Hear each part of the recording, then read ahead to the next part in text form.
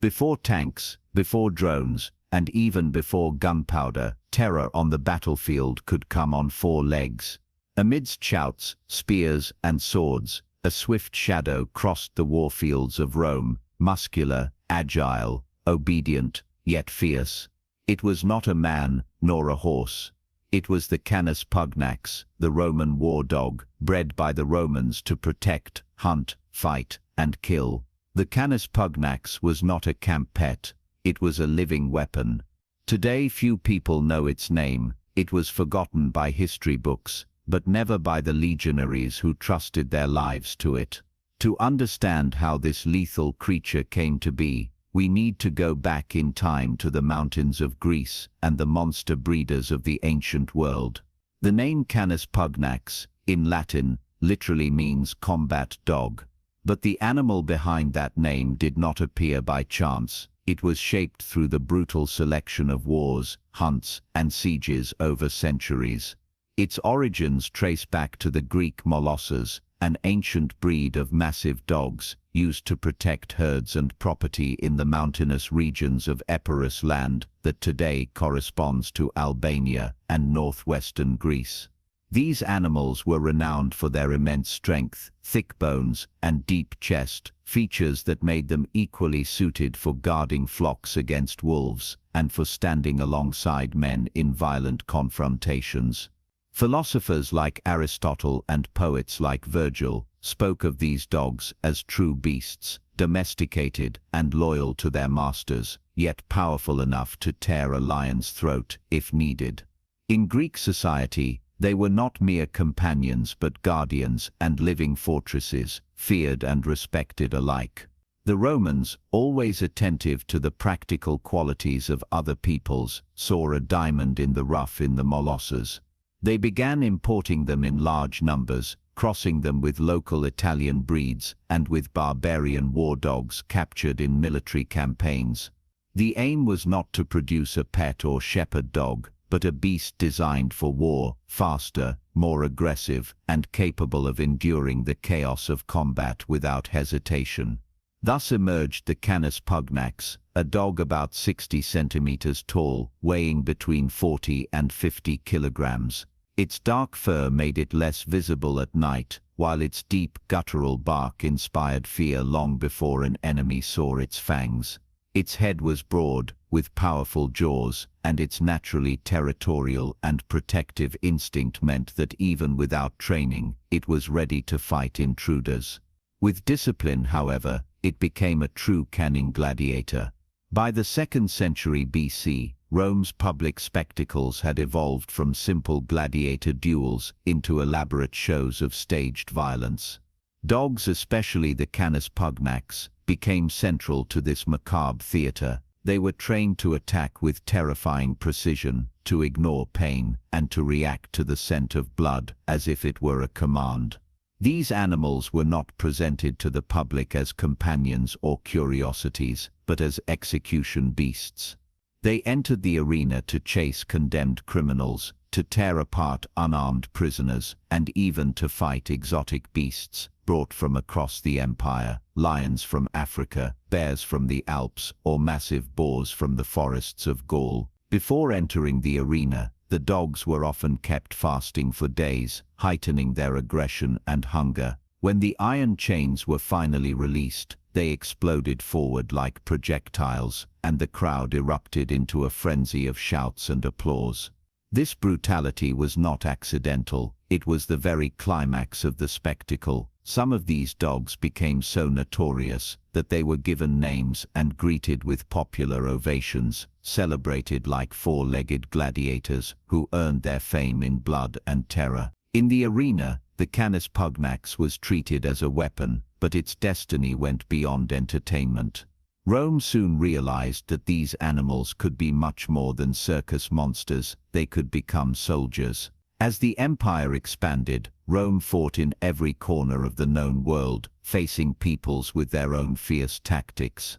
Among these, one method caught particular attention: war dogs employed by the Celts, Scythians, Germans, and Britons. These dogs attacked with blind ferocity. They leaped over shields, sank their teeth into the legs of legionaries, and protected the bodies of their fallen masters until their own deaths. Such enemies forced Rome to recognize the potential of dogs as a weapon of war. In response, the Romans refined the Canis Pugnax further, crossbreeding it with barbarian dogs to increase its aggression, endurance, and speed. But Rome's genius lay not only in breeding but in training. Unlike tribal dogs that attacked anything indiscriminately, the Roman Canis Pugnax was taught to think and act like a legionary. It attacked only on command, recognized the scent of allies, stood its ground even amid chaos, and would not retreat even in the face of death. For the Romans, it was not just an animal but a fellow soldier in the formation. Like any recruit, the dog underwent a strict regimen of training. It learned to identify comrades by smell, to distinguish between friend and foe, and to obey specific signals in the deafening confusion of battle. The goal was to create a dog that would never falter, never panic, and never abandon its duty. They marched with the legions, covering up to 35 kilometers in a single day. Small saddlebags were sometimes strapped to their backs, carrying food, dispatches, or essential supplies. They shared the soldiers' daily hardships. They slept inside the camps, kept watch through the night, and raised the alarm long before human sentinels detected movement.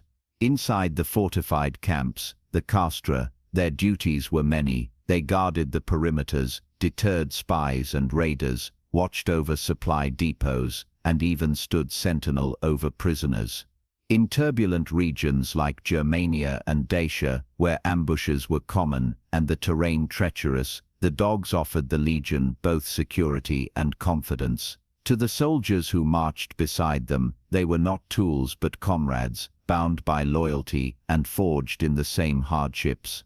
Although official records seldom mention dogs in detail, traces of their presence survive in history. At the Battle of Vercellae in 101 BC, when the Cimbri clashed with Rome, fierce dogs defended their encampments with astonishing resilience. Accounts describe them fighting long after their masters had fallen, biting at shields and pikes until pierced by Roman spears. Their defiance left such an impression that even hardened legionaries remembered it as a display of loyalty and valor greater than that of many men.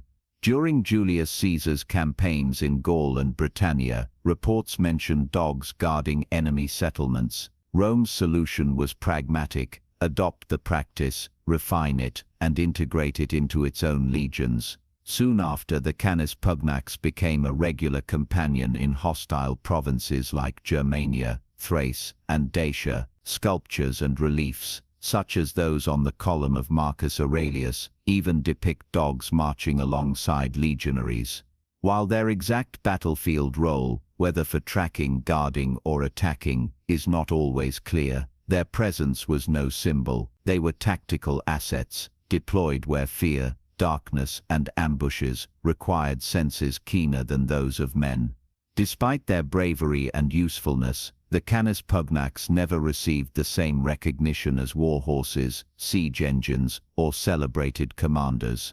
No ancient treatise was dedicated to them, and few chronicles preserved their deeds, yet the soldiers remembered. Many legionaries treated their dogs with greater care than their slaves. They shared rations, tended wounds, and in rare cases, even offered them burials with tombstones inscribed, as though for family members. Veterans who retired to their villages sometimes returned not only with scars and medals, but also with their loyal Canis Pugnax still at their side.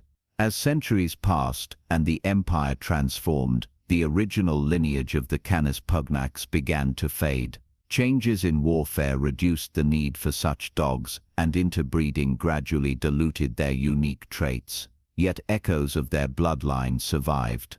Modern breeds such as the Neapolitan Mastiff and the Canis Corso still carry the imprint of those ancient warriors in their size, instincts, and protective nature.